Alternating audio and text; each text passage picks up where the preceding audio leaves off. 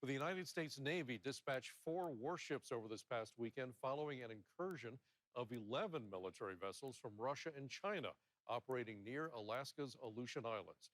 Joining us in our studio tonight is Alaska Senator Dan Sullivan to talk about the situation. It has a lot of Alaskans asking questions and feeling on edge. Senator, thanks for joining us this evening. Great to be back on the program, Mike. Thanks for having me. Senator, first of all, do you have any new updates today about this incident from the Defense Department that you can share with us?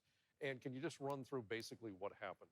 Well, this is something we've been monitoring for quite some time, and Senator Murkowski and I got a classified briefing a few days ago. This is an unprecedented, very large 11-warship joint naval task force between Russia and China. In that regard, it's unprecedented. And they've been traveling around, and we're focused on Alaska. Now, Mike, this is unprecedented in terms of size and scope, but also it's something that actually happened with a smaller group last year.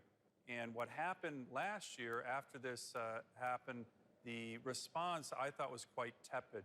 I love our Coast Guard, but we sent one Coast Guard cutter to try to monitor this large joint task force. So when I met with our military officials after that, I said, look, we need to do a much better job to send a much more robust response, especially given how important Alaska is for our country. So to the credit of our military leaders, this time they did send, as you mentioned, 4 destroyers and some U.S. Navy P-8s that were actually here at J-Bear. So that was a much better response, but this is something that, in my view, is going to continue until we have our own military buildup, our military assets, military infrastructure, something that I've been pressing our military for years on, how important Alaska is, our strategic location. As you know, the father of the U.S. Air Force, Billy Mitchell, called Alaska the most strategic place in the world. And I think this weekend, hopefully, is going to be a wake-up call for Pentagon leaders on continuing the military buildup here. But this is something I think we're going to see more of, is China and Russia continue to work together, and it's certainly a more dangerous world.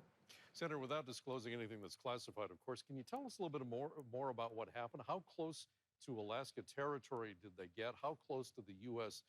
Destroyers and warships get to these Russian and Chinese vessels? The U.S. warships were conducting, monitoring and shadowing operations. This is what they do. We have the most professional, lethal military in the world. So it was good that we had that kind of robust response. You know, Mike, I don't want to get into the classified information, but the briefing I had, it wasn't in territorial waters. That's 12 miles off the coast of Alaska and the Aleutian Island chain. But within the EEZ, that's 200 miles. So, and again, it's not just the fact that they were off the coast of Alaska. It was the size of this joint task force. I think that this was alarming to a number of people, that they are operating together in this size of a joint task force, 11 warships. But again, to me, the positive element here was that, unlike last year, this was a much more robust response. But I think, as I mentioned, in this new era of authoritarian aggression, we need to be ready for this. We need to be able to have our own capability to respond.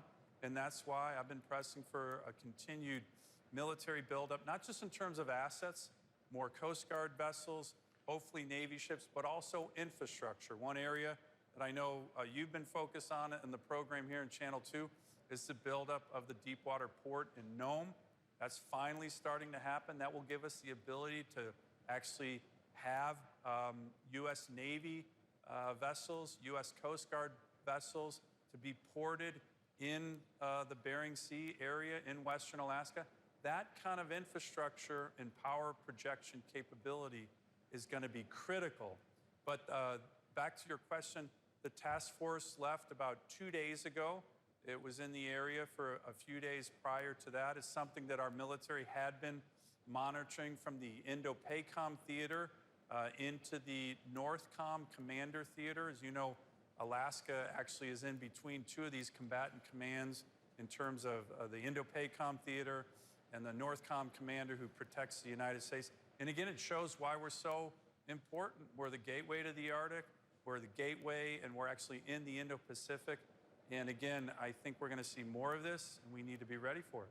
Senator, we only have just a few seconds left. We do want to mention this. Tell us a little bit about the Navy naming a vessel in honor of an Alaska native Navy SEAL.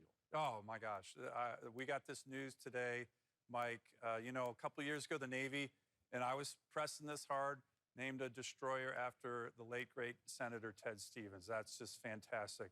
We have a hero from Metlakatla, Saul Atkinson. I was honored to know him. Unfortunately, he passed away a few years ago.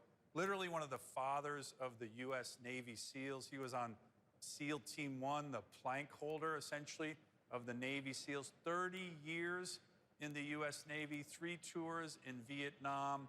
He trained Navy SEALs for decades. He was actually referred to as the Mean Machine.